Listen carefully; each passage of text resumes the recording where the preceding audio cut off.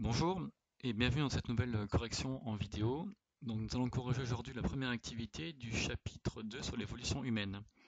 Nous sommes toujours dans le thème 2 sur l'évolution en tant que méthode pour lire le vivant.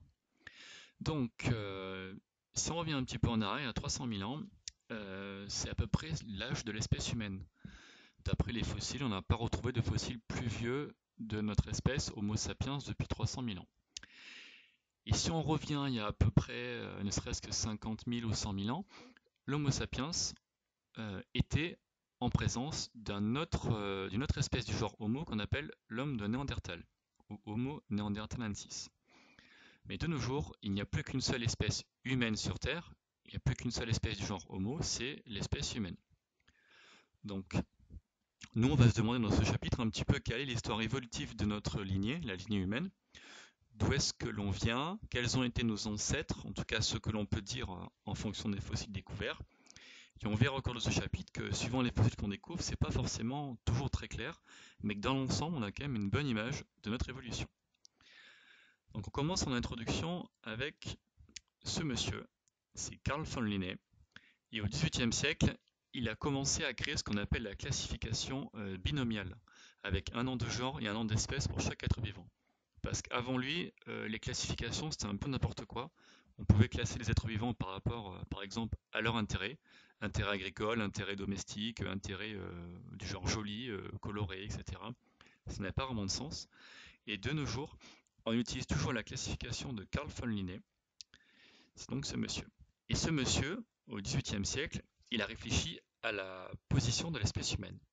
À l'époque, l'espèce humaine n'était pas classée dans les animaux, car c'était très religieux à l'époque et on pensait que l'homme avait été créé par Dieu. Donc on avait créé l'homme et on l'avait classé en dehors des autres espèces. Mais Carl von Linné a essayé de trouver des caractères objectifs de classification. Donc il s'est demandé dans quel groupe on pouvait être classé et il s'est dit, eh bien, les humains sont proches d'autres grands singes pour différents caractères. Ces grands singes, on les appelle des primates. Donc il s'est dit, classons les humains dans le groupe des primates. Mais dans le groupe des primates, il y a deux sous-groupes. Il y a le groupe des grands singes et le groupe des petits singes. Et vu que nous sommes plutôt proches des grands singes, il s'est dit, ben, nous allons placer les humains dans le groupe des grands singes. Et donc aujourd'hui, on va essayer de comprendre pourquoi euh, Carl von Linné nous a placés dans le groupe des grands singes. Donc n'hésitez pas à faire pause pour prendre les titres. Donc aujourd'hui, c'est chapitre 2, l'évolution humaine, et on va s'intéresser à l'activité 1 et montrer que l'humain est un proche parent des grands singes. Quand je dis proche parent, je ne dis pas que l'on descend des grands singes. Je dis juste qu'on est proche de certains grands singes pour certains caractères. Et tout de suite éliminant un problème, c'est que l'homme ne descend pas des singes, puisque déjà tout bêtement, si on descendait des singes, il n'y aurait plus de singes sur Terre, car tous auraient été transformés en humains. Donc ça, c'est une bêtise qui reste dans l'imaginaire collectif. Les humains, c'est les humains, les singes, ce sont les singes. On est tous différents, mais on est proche d'eux pour certains caractères. Donc, si vous avez téléchargé le PDF, vous avez dû voir qu'il faut aller dans la suite MCNL. Donc, dans la suite MCNL, on va y aller tout de suite.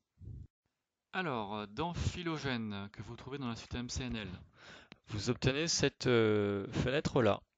Donc, vous êtes en bas, vous allez choisir Archonte qui est déjà sélectionné, ce qu'on appelle les primates. Vous cliquez sur OK. Là, vous obtenez en haut la liste de tous les primates actuels vivant sur Terre, en noir. Et vous avez le tupai, qui est un animal qui n'est pas un primate, qui va être utilisé comme extra groupe, c'est-à-dire un groupe qui n'a aucun rapport avec les primates, qui nous permettra de comparer avec les autres primates. Donc on va cliquer sur créer une matrice de caractères, c'est-à-dire un tableau dans lequel on va comparer certains caractères. On va sélectionner appendice nasal, c'est-à-dire est-ce qu'il y a un nez ou une truffe, les orbites si elles sont ouvertes ou fermées, est-ce qu'il y a la présence d'une queue et comment se terminent les doigts, est-ce qu'ils se terminent avec un ongle ou avec des griffes. Et on va prendre le chimpanzé, le gibbon, gorille homme, le maquis, le macaque, l'orang-outan, le tercier et le tupai. Vous avez donc ici qui apparaît un tableau avec appendice nasal, orbite, queue, terminaison des doigts et le pouce opposable, j'avais oublié, qui sont les caractères qu'on va étudier, et en ordonnée la liste des différentes espèces.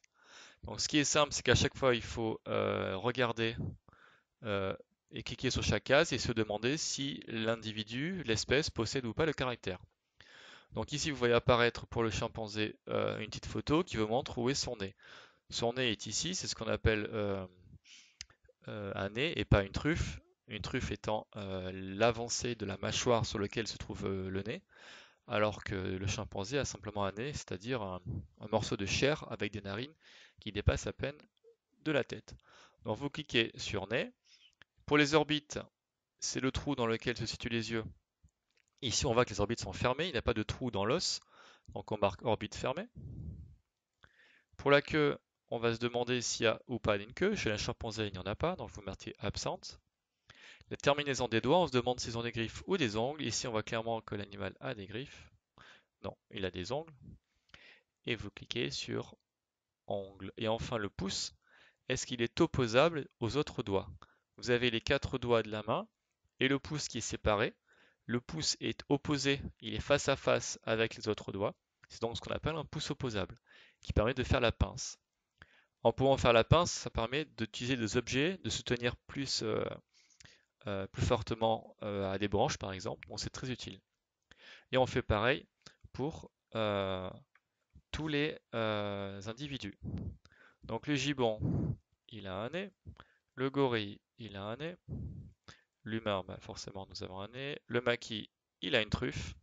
Regardez la truffe, c'est une avancée avec le nez dessus et dessous il y a la mâchoire. Le macaque a un nez, l'orang-outan a un nez, le tercier a un nez, le toupaille a une truffe, là clairement elle est bien dessinée la truffe, c'est ça. Ce qu'on appelle un rhinarium en langage scientifique. Pour les orbites, le gibbon a les orbites fermées, le gorille c'est fermé, l'homme c'est fermé, le maquis. Regardez l'ouverture ici. L'os est ouvert sur les côtés, c'est donc les orbites ouvertes. Pour le macaque, c'est fermé, on voit rien comme ouverture. L'orang-outan, c'est fermé. Le tercier, c'est ouvert. Regardez la petite ouverture en bas là. Et au passage, observez la très grande taille des orbites chez cet animal, ce qui veut dire qu'il a des yeux très gros, en lien avec son mode de vie nocturne, qui lui permet donc de voir mieux la nuit grâce à ses yeux qui sont extrêmement développés. Le toupaille a aussi des orbites ouvertes. On continue pour la queue, elle est absente chez le gibbon, absente chez le gorille, absente chez l'homme. Chez le maquis, pas de souci, on voit la queue. Chez le macaque, il y a une queue. L'orang-outan, il n'y en a pas. Le tercier, il y en a une. Et le toupaille, il y en a une. Pour la terminaison des doigts, il y a des ongles chez le gibbon, chez le gorille, chez l'homme. Le maquis a des ongles. En tout cas, on ne voit pas de griffes, ce qui fait qu'il y a des ongles. Le macaque a des ongles. L'orang-outan a des ongles. Le tercier a des ongles. Et le toupaille, lui, a des griffes. Regardez, petite griffe. Enfin, pour le pouce, il est opposable chez tous ces individus. N'hésitez pas à faire pause pour voir les photos, hein. Je vais vite parce que c'est pas ça qui est intéressant ici. Donc il est opposable ce pouce chez tout le monde, sauf chez l'orang-outan. Tiens, le maquis, oui, il est opposable aussi. Le tercier, il est opposable, il est situé là. Il sert à faire la pince. Par contre, chez le toupaille, le pouce, c'est ce doigt-là. Et on voit qu'il est dans la continuité des autres, donc c'est pas un pouce opposable. Si jamais on s'est trompé, on veut qu'il soit vérifié. C'est bon, le tableau est correct. Maintenant, on va créer l'arbre phylogénétique. En tout cas, on va commencer à le faire. Ce qui veut dire qu'on va se demander, en cliquant sur la matrice ici, quels sont les individus qui sont les plus proches parents. Donc on sélectionne tous les individus. On les voit apparaître en haut de la fenêtre. On clique ici pour les relier sous la forme d'un arbre. J'ai cliqué ici. On a donc ici un arbre de parenté avec un seul ancêtre commun. Le carré ici, souvent c'est un rond aussi dans les livres, représente l'ancêtre commun à tous ces individus. Donc ici, si on laisse l'arbre comme ça, on peut comprendre que c'est un arbre avec un unique ancêtre commun, et donc que tous ces individus sont apparentés et qu'ils sont tous au même niveau pour les caractères étudiés, ce qui est bien entendu faux. Donc on va essayer de voir et de les classer suivant les caractères étudiés. Si on prend l'appendice nasal, je clique dessus en bas dans la matrice. En jaune apparaissent ceux qui ont un nez, en bleu ceux qui ont une truffe. Donc moi je vais remettre comme sur votre PDF les individus qui ont le caractère primitif en bleu sur la gauche. Donc le toupaille a une truffe, le maquis a une truffe. Les autres ont un nez. Ce qui veut dire que là on peut mettre ensemble le maquis et le toupaille, ils sont plus proches parents pour la présence de truffes, alors que les autres individus sont plus proches parents pour la présence d'un nez. On continue. Pour les orbites, on voit que le tertier, le maquis et le toupaille ont les orbites ouvertes. Les autres non. Donc je mets le tertier du côté de ceux qui ont les orbites ouvertes. Ceux en jaune ont les orbites fermées. Donc là on voit que le tertier, le maquis et le toupaille sont plus proches parents pour la présence d'orbites ouvertes, alors que les autres individus sont plus proches parents pour la présence d'orbites fermées. La queue maintenant, on voit que le macaque il n'est pas à sa place parce qu'il possède une queue, alors que les autres individus ne la possèdent pas. On continue, terminaison des doigts. Ceux qui sont en jaune ont des ongles, le toupaille a des griffes, c'est bon, il est bien placé, et le pouce opposable ou pas, on voit qu'ils sont aussi bien placés. Maintenant, nous allons revenir au diaporama. Donc je reviens au diaporama, et donc vous avez dû, dans la question 1, compléter un tableau qui ressemble à ça. J'ai mis les 5 caractères étudiés et les espèces étudiées.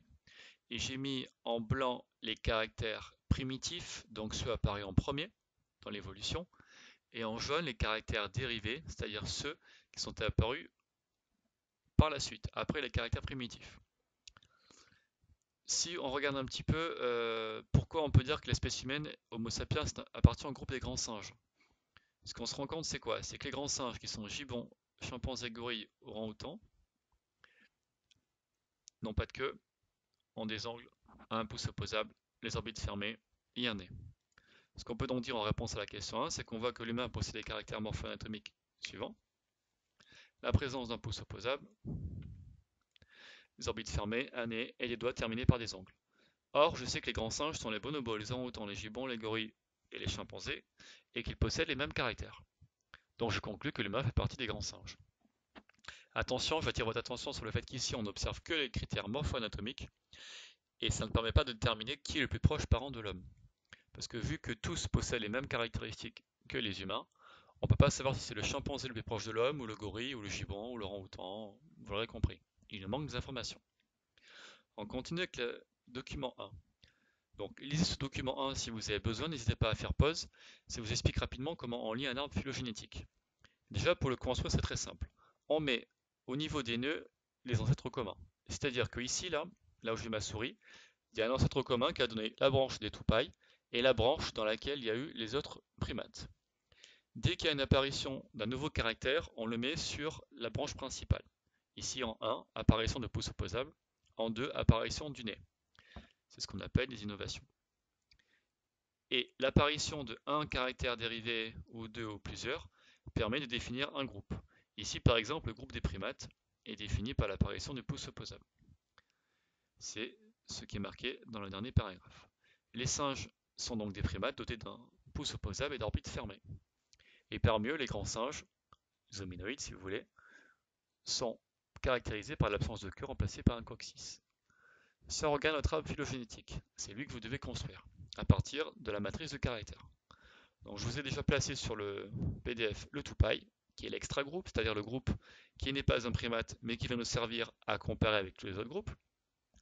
En fin de compte, vous avez dû obtenir quelque chose qui ressemble à ça.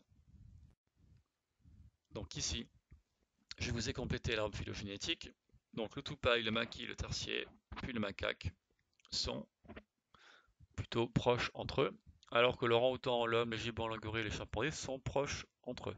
On voit d'ailleurs que sur mon arbre, ils sont tous au même niveau, au niveau de l'ancêtre commun, hypothétique.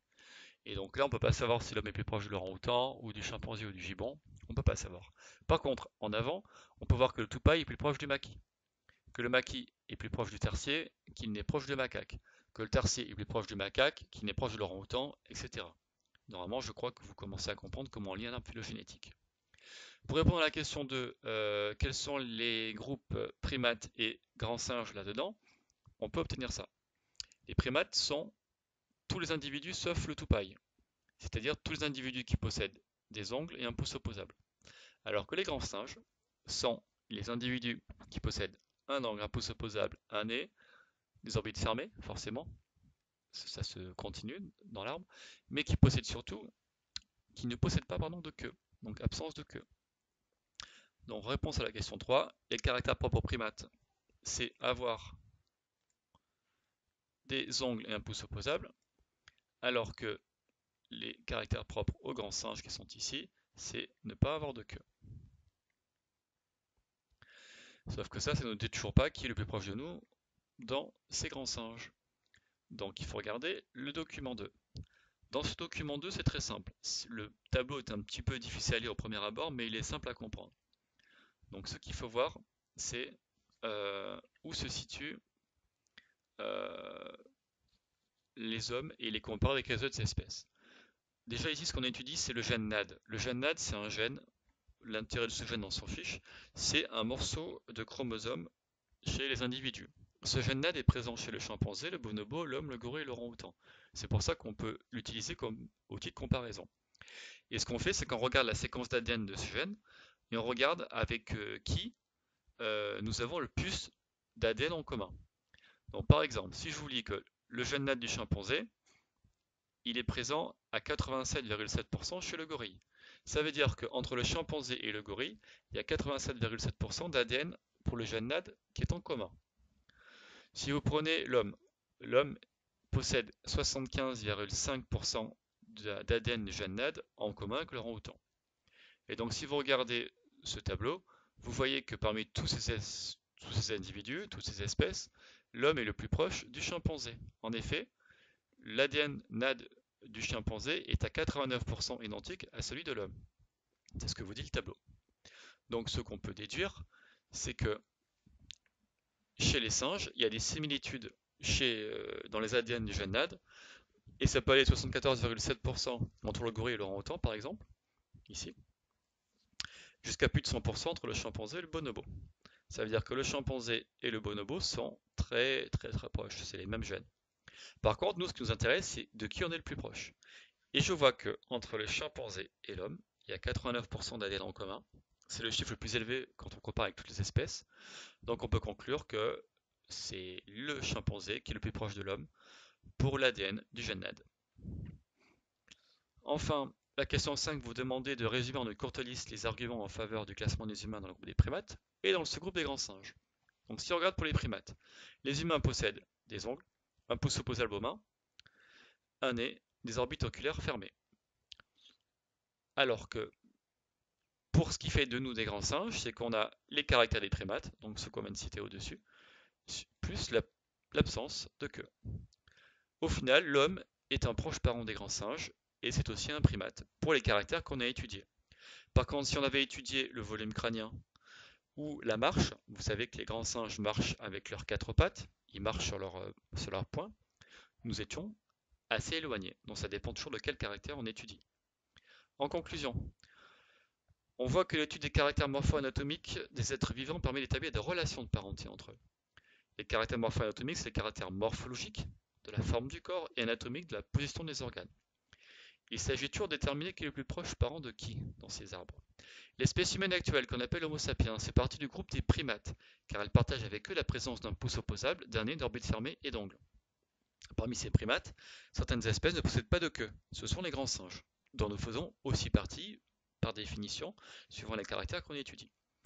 On ne considère que plus des espèces partagent les caractères à l'état dérivé, c'est-à-dire les caractères qui sont arrivés en second, ou en troisième, ou en quatrième, et plus elles sont proches. Et l'étude de certains gènes permet de détailler ces relations de parenté. C'est ce qu'on a fait avec le gène NAD, et actuellement le chimpanzé est l'espèce la plus proche des humains. On représente ces liens de parenté dans un arbre phylogénétique. N'hésitez pas à revoir la vidéo, à faire des pauses, à bien copier et reprendre les corrections au besoin. Bon courage à vous!